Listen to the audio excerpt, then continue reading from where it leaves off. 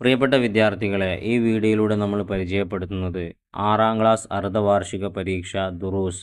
പ്രധാനമായും നമ്മൾ എന്തൊക്കെ കാര്യങ്ങൾ ശ്രദ്ധിക്കണം, പരീക്ഷയ്ക്ക് എത്ര പാഠങ്ങൾ നമ്മൾ പഠിക്കണം, ഏതൊക്കെ പാഠത്തിൽ നിന്നാണ് കൂടുതൽ ചോദ്യങ്ങൾ വരാൻ സാധ്യതയുള്ളത് എന്നീ വിഷയങ്ങളെക്കുറിച്ച് വിശദമായി ചർച്ച ചെയ്യുന്നതോടൊപ്പം കഴിഞ്ഞ 2 വർഷങ്ങളിൽ നടന്ന അർദ്ധവാർഷിക പരീക്ഷയുടെ ദുറൂസിൻ്റെ ചോദ്യപേപ്പർ ഉത്തരസഹിതം വിവരിക്കുന്നു. എല്ലാവർക്കും ഒരുപോലെ ഉപകാരപ്രദമായ വീഡിയോ ആണ്. എല്ലാവരും മുഴുവനായി തന്നെ കാണാൻ വേണ്ടി പ്രത്യേകം ശ്രദ്ധിക്കുക. ഇതുപോലത്തെ മറ്റു വീഡിയോ ചെയ്യാൻ ഞങ്ങൾക്കുള്ള പ്രചോദനം നിങ്ങൾ തരുന്ന സബ്സ്ക്രൈബാണ്. ചെയ്യാത്തവർ അത് ചെയ്ത് സഹായിക്കണമെന്ന് വിനയത്തോടുകൂടെ അറിയിക്കുന്നു.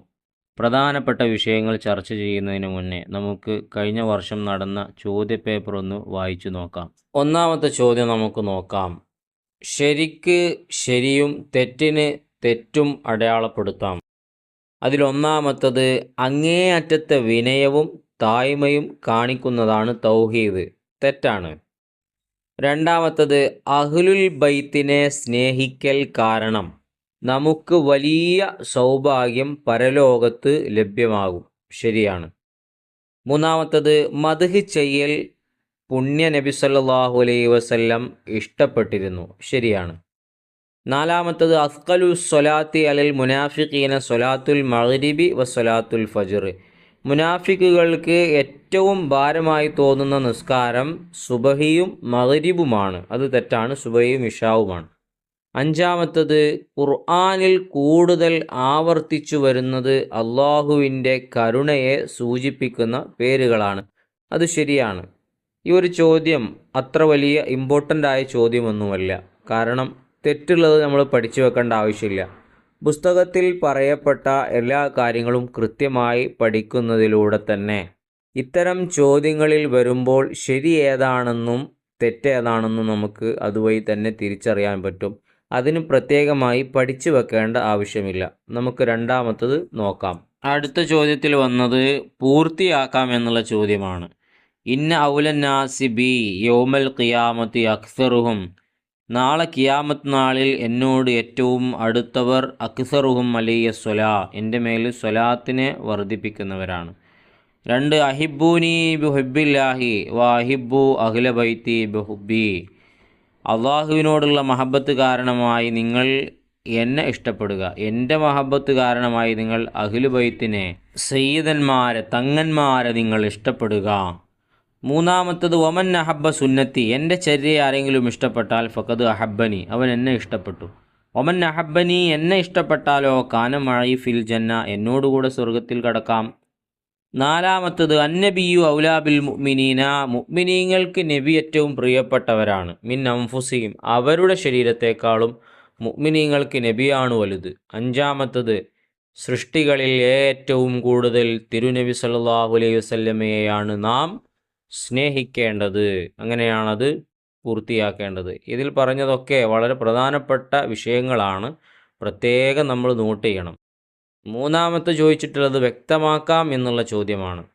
അതിലൊന്ന്, ഖുർആൻ അല്പമെങ്കിലും മനഃപ്പാഠമില്ലാത്തവൻ്റെ ഉപമ എന്താണ്? ഉപയോഗശൂന്യമായ വീട് പോലെയാണ്. ഉപയോഗിക്കാത്ത വീട് പോലെയാണ് ഖുർആൻ അല്പമെങ്കിലും മനഃപ്പാഠമില്ലാത്തവൻ്റെ ഉപമ. രണ്ടാമത്തത് ഖിയാമത്ത് നാളിൽ നബി സല്ലല്ലാഹു അലൈഹി വസല്ലമയോട് ഏറ്റവും അടുത്തവർ നബി സല്ലല്ലാഹു അലൈഹി വസല്ലമയുടെ മേൽ കൂടുതൽ സ്വലാത്ത് ചൊല്ലുന്നവനാണ്. ഖിയാമത്ത് നാളിൽ നബിയോട് ഏറ്റവും അടുത്തവർ.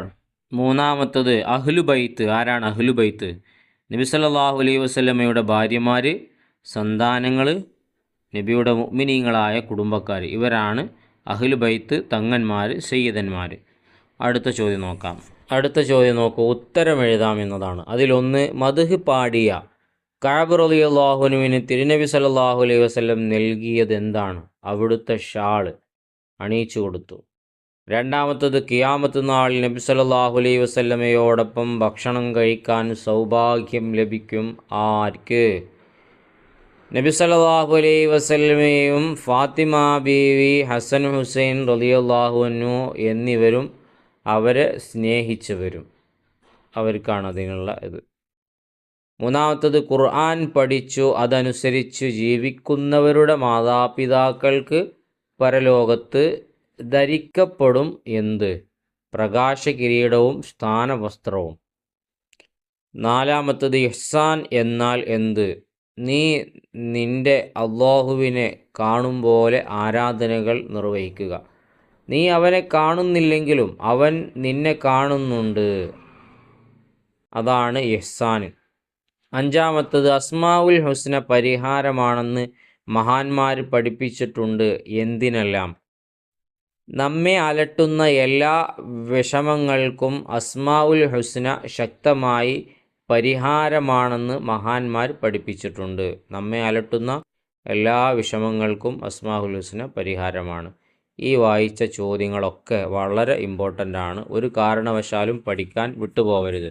അടുത്ത ചോദ്യത്തിലേക്ക് വരുമ്പോൾ ക്രമത്തിലാക്കാം. ലാ യുഅ്മിനു അഹദുക്കും, നിങ്ങളിൽ നിന്നാരും പരിപൂർണ്ണ മുഅ്മിനാവുകയില്ല. ഹത്താ യകൂനല്ലാഹു വറസൂലുഹു അഹബ്ബ ഇലൈഹി, അവനിലേക്ക് ഏറ്റവും പ്രിയപ്പെട്ടത് അള്ളാഹുവും റസൂലുമായിട്ടല്ലാതെ, മിമ്മാ സിവാഹുമാ, ഇവ രണ്ടും അല്ലാത്തതൊഴിച്ച് ഏറ്റവും പ്രിയപ്പെട്ടത് അള്ളാഹുവും റസൂലും ആവാത്തിരുന്നോളം കാലം അവൻ പരിപൂർണ്ണ മുഅ്മിനാവുകയില്ല. അതാണ് അതിൻ്റെ സാരം.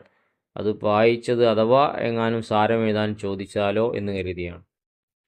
ആറാമത്തത് പൂരിപ്പിക്കാനാണ്. വല്ലദീന ആമനു അഷദ്ദു ഹുബ്ബൻ ലില്ലാ, വിശ്വസിച്ചതായ അതിശക്തമായ സ്നേഹമുള്ള ആളുകൾ. രണ്ടാമത്തത് മൻ അഹബ്ബ ലിക്കാ അല്ലാഹി അഹബ്ബല്ലാഹു ലിക്കാഅഹു, അള്ളാഹുവിൻ്റെ പ്രകാശത്തെ കാണണമെന്നാഗ്രഹിക്കുന്നവർ അവരെ അള്ളാഹുവും കാണാൻ ആഗ്രഹിക്കും.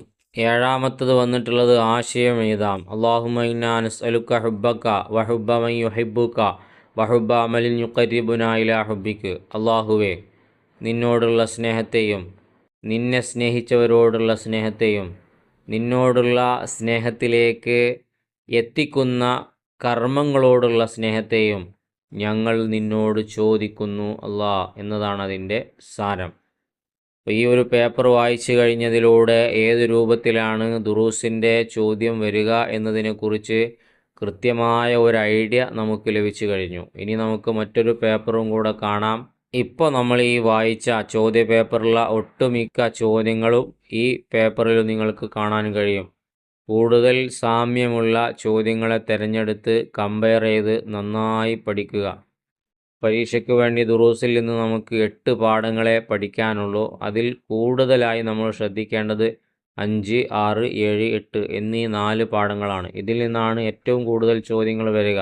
മറ്റു പാഠങ്ങളിൽ നിന്നൊക്കെ കുറഞ്ഞ ചോദ്യങ്ങളെ വരൂ. എന്നിരുന്നാലും മുഴുവൻ മാർക്കും ലഭിക്കണമെങ്കിൽ എല്ലാ ഭാഗവും കവർ ചെയ്ത് നന്നായി നമ്മൾ പഠിക്കണം.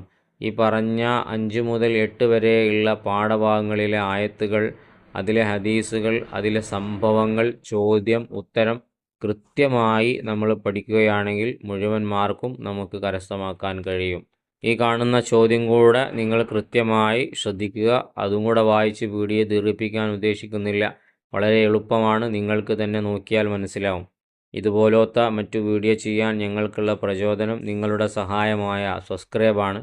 ചെയ്യാത്തവരുണ്ടെങ്കിൽ അതൊന്ന് ചെയ്ത് വച്ചേക്കണമെന്ന് അപേക്ഷിക്കുകയാണ്. ഇൻഷാ അല്ലാഹ്, അല്ലാഹു തആല നമുക്കൊക്കെ നല്ല വിജയം നൽകട്ടെ എന്ന് ആത്മാർത്ഥമായി ദുആ ചെയ്യുകയാണ്.